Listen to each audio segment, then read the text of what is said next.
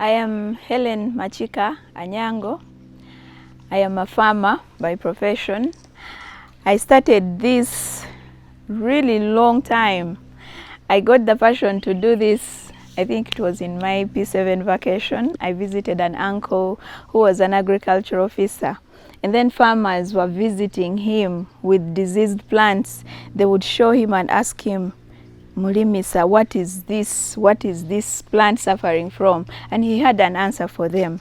And that was so inspirational for me. I felt like that is what I want to do. I want to be able to give farmers solutions to their problems. So I asked him, what do I do to be like you? He told me, you have to study agriculture. And when I went to senior one, I was looking out for agriculture. So I studied agriculture all through, even up to university. And then I started working, and I'm doing exactly that, giving farmers solutions to their problems. How do you feel? I feel really great. I feel satisfied. Satisfied. Yeah. Have you been employed before? Yes, I was. I've been employed before, and in agriculture still. But I felt I was not, exploring my potential. I felt I was limited. I needed to do more. But when you're employed, you're given a particular scope, you're given something to handle, you're restricted. But I wanted a platform where I can do whatever I wanted, and that is when I resigned from my job. And I wanted to have control of my time. I wanted to be able to have my time as me, and then do exactly what I want and when I want. Yeah. And we are there. And that is what I'm doing. So for how long have you been in this business? I stopped formal employment in 2014. Yeah, so it's I think more than 10 years that I've been doing this. Of course, it has been progressive. Yeah, I started really small. I started with my first nursery on a veranda. I raised my first seedlings on a veranda, and then from there I made some makeshift greenhouses. Yeah, and then up to here. Yeah. Nursery bed management is actually a professional thing. We used to have the traditional methods of doing nurseries, but this is the modern way of doing nurseries, which has been found to be easier for farmers to handle their crops. Now, when you're going to do this, the safest way is to do it under a greenhouse. A greenhouse provides you protection for your seedlings. It gives you protection from heavy rains and also, let's say, hailstorms, anyway, all harsh weather conditions. A greenhouse is a structure for growing plants. It can be made of metal, or the structure can be made of wood like this one, but the top has to have a UV shielded plastic that regulates the amount of sun that comes to the plants. And then on the sides we put an insect proof net, which also prevents insects from coming in and then gives aeration to the plants. Yeah, it's protected, so the plants growing inside don't suffer from a lot of pest infestation. Yeah. So once you're able to make a nursery, we raise the beds. You see, these are not on the floor. We put it on these raised beds for several reasons. We don't want our roots to grow deep into the soil, because at transplanting, you would be able to uproot it and it would be affecting the plant. Whereas when it's raised like this, somehow there is what we call aerial pruning. The root does not go beyond here. Yeah. So for you to start, we need a tray, a seedling tray, like these ones, an empty one. There are several sizes, so you choose according to the crop that you want to seed or to plant. And then you need to choose a media, or the type of what we would call soil. But in here, we use soilless media. There are many types. There is cocopeat, there is vermiculite, there is perlite, there is peat moss. So you choose whichever is available and affordable. So for me here, I use peat moss. Peat moss is fluffy and allows the roots to penetrate and germinate properly. So once you have your peat moss, and you have your tray, you disinfect the tray. You can use Jik or any other disinfectant. So you fill your tray with the media. You put it inside. After you have filled it, then you make small holes depending on the type of seed that you're going to plant. So you bring your seed and put it right in the middle of each of these holes that you have put. Then you get a similar, the same material, and then you just cover on top slightly. You don't put a lot of it. Then for you to increase the heat and also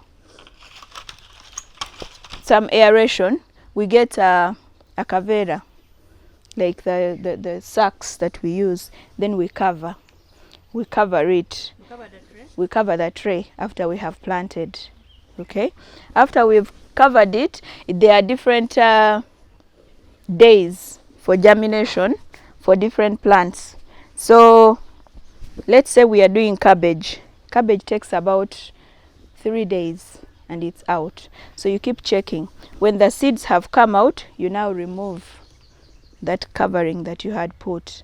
Now when we were putting the media here, the media is moistened. We moisten it, we put some water, such that during that whole time of 3 days, we don't keep watering. Then we start the watering after they have come out. So with that, we realize at that point of planting, because the media, you've already moistened the media, we put some water in the media. So once they have germinated, then you spread it out, like how you see these have been put here. And as you notice, the percentage of germination is really high. Compared to the traditional nurseries, sometimes in the traditional nurseries, we put a lot of seed in one place and then they are congested and not all of it germinate. But here, we get very good germination and we don't waste seed when we are using these kinds of trays. We put one seed per hole, but there are those seeds that are very, very tiny. Let's say if you're doing onion seeds, like you can see, the onions are very, very tiny. So we put at least more than one, such that during transplanting, you now separate and then transplant. Yeah, but we put one. Now, at this point, after they've germinated, you start watering. You can water, you also observe. Don't just water morning and evening. Morning and evening, you have to observe. We have you can use a watering can, or we have actually a spray gun, more like a knapsack sprayer. The mist comes out like that. So when they are still very young, you can actually use a knapsack sprayer so that the water that falls on the plant is not heavy. And you don't water each.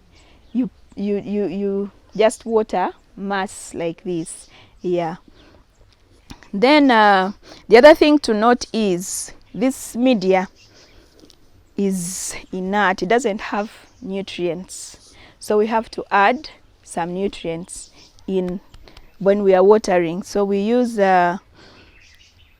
fertilizers that have high nitrogen at this point. So we put it in water.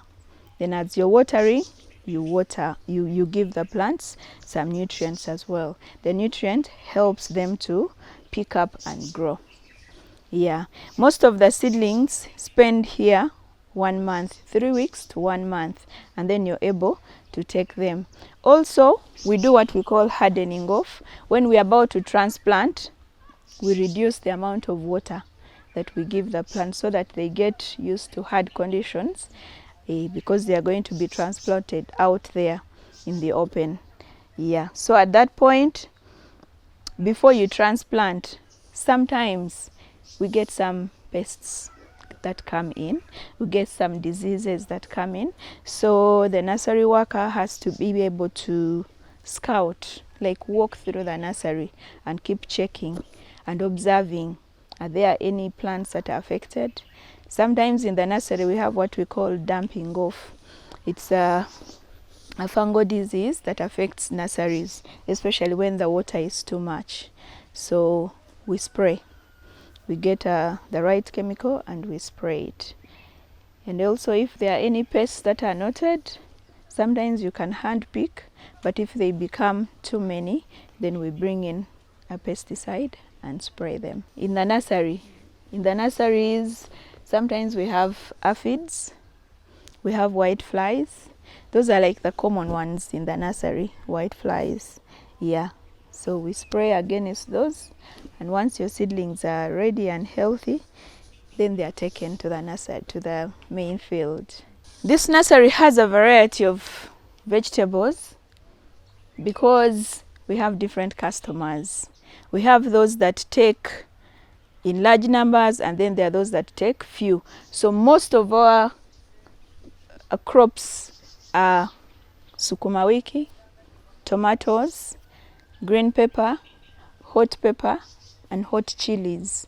Those make up our biggest quantity. Why? One, the hot pepper and hot chilies, and also the garden egg, they're exported. So the customers that order for them are big, they are the exporters. So they make big orders for those. And then for sukuma, I think it is what the farmers find easy to grow. It's easy to grow and gives them fast money. The money is faster. So, and it's easy to grow.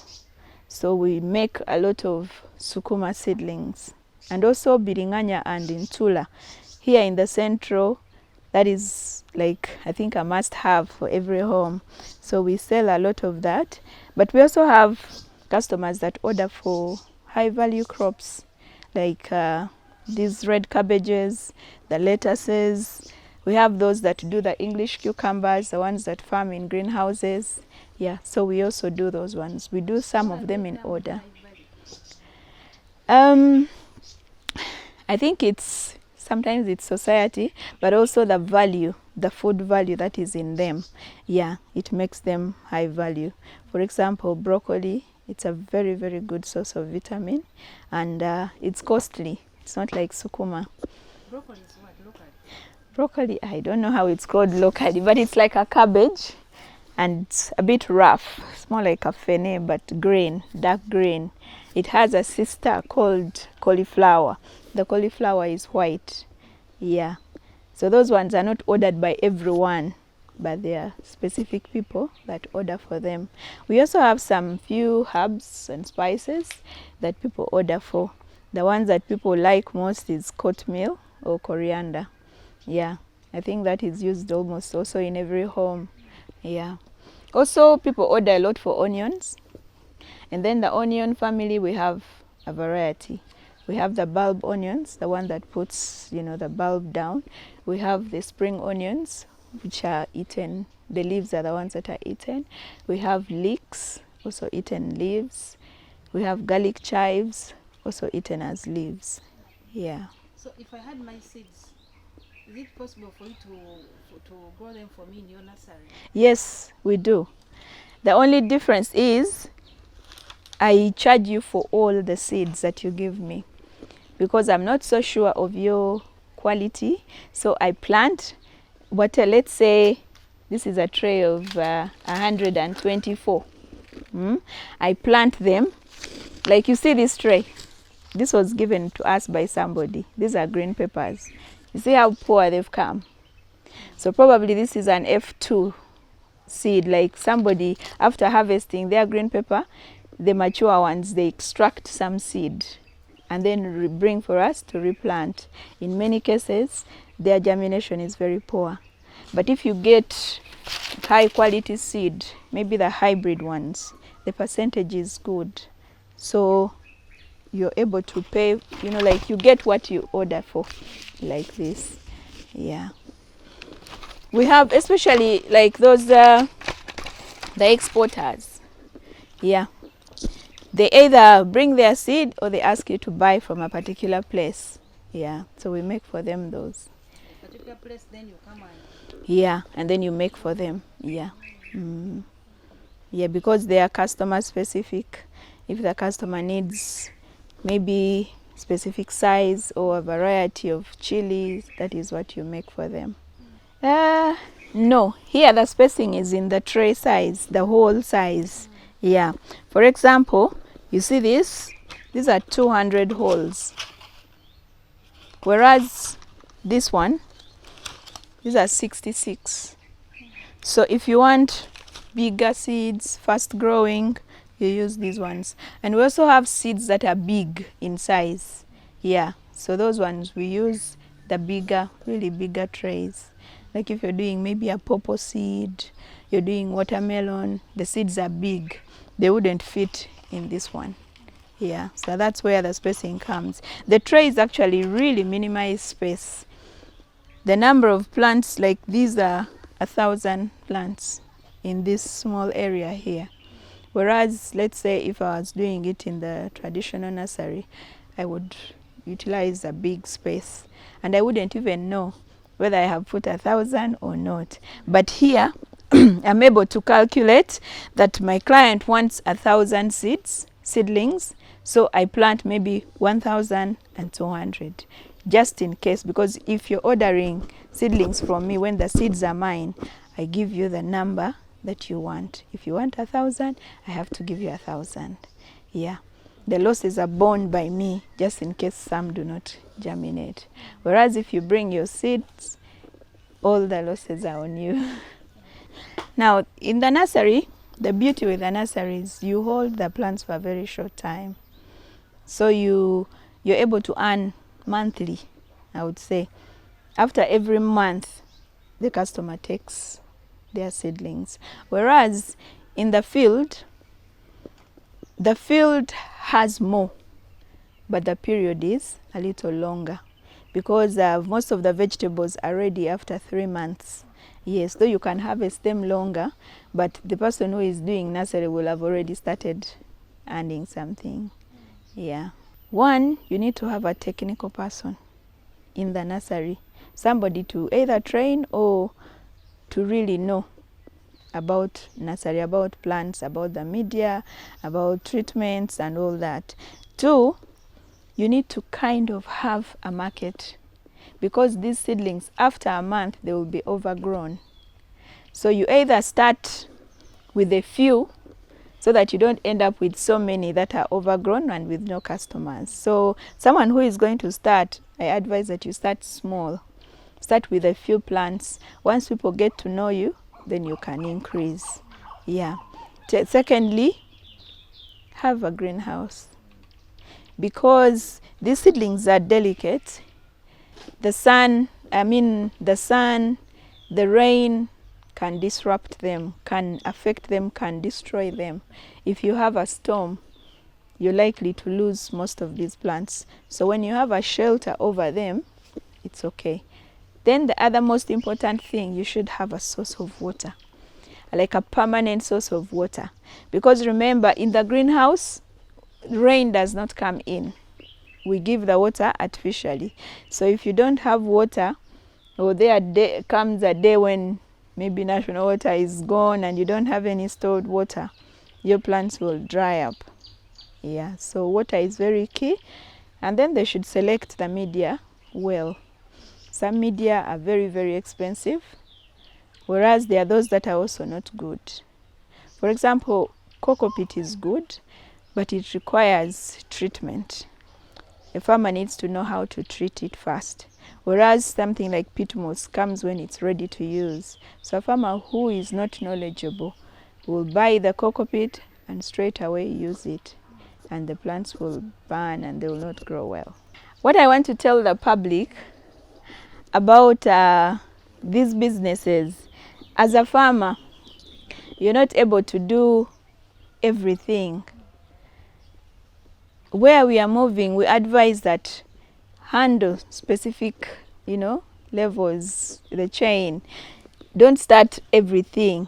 You can actually order for seedlings. As you've made your order and the plants are growing, you concentrate in the garden. Do your land preparation and get ready-made seedlings. Because when you order for seedlings, the seedling quality is good that you receive. Yeah. Because sometimes farmers are all not technical people. Yeah. So if you're not handling your nursery well, the garden will definitely be disrupted. So I advise that let nursery management be left to nursery operators. Are Yes. they the experts? Yes. Of course, there are nurseries where the operators are not experts. So a farmer should be able to gauge, is this really an expert operating this nursery? Yeah. I think I've achieved a lot. One, it has helped me to expand the nursery itself. I started small, like I told you. I started with a few trays and a shed on a veranda. But from them, I've been able to acquire more trays. We have capacity to do thousands, millions of seedlings. I've been able to acquire this land where we are.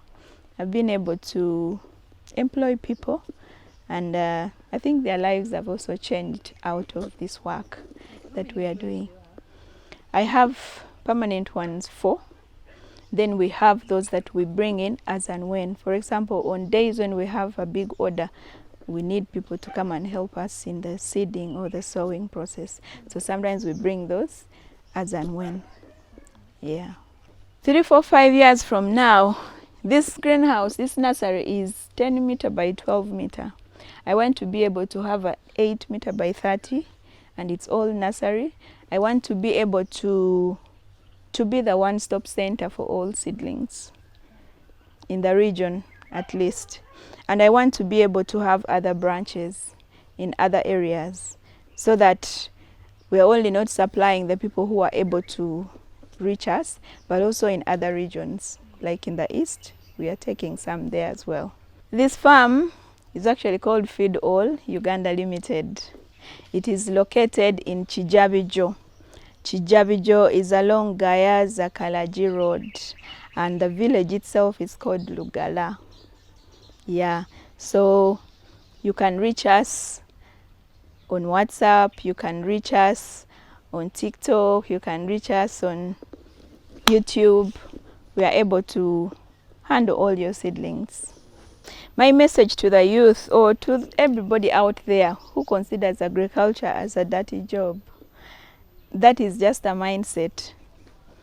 It is actually, when you see dirty hands, that is a sign of clean money. Agriculture is the backbone of our country. It is the only place where you will earn money that is not corrupted, because you see how the money comes. And with the developments that are coming up, that hectic, dirty part of it is going off. For example, you see this kind of setup. Even the Gen Zs can handle it. It's clean. We are not using soil per se. We are using soilless media. And it's easy. Here there is no weeding, there is, and if I have to ask, a young person, take this for me to a particular client, it is smart, They're able to carry it and take it somewhere. So I encourage them to come into agriculture. This is something that even somebody with very little capital can do. Even if you have like 50,000, you can start. You can be able to purchase a tray at 10,000. You get your seeds maybe at 10,000. You're able to get something to spray, a spray pump. Even if you don't have a spray pump, you can use a bottle. Like I told you, I started on the veranda. And you will start. For example, I usually give this as an example. Like these are green peppers. If a farmer out there or a youth wants to do this business, these seeds, you can get a pack of seeds for 3,000.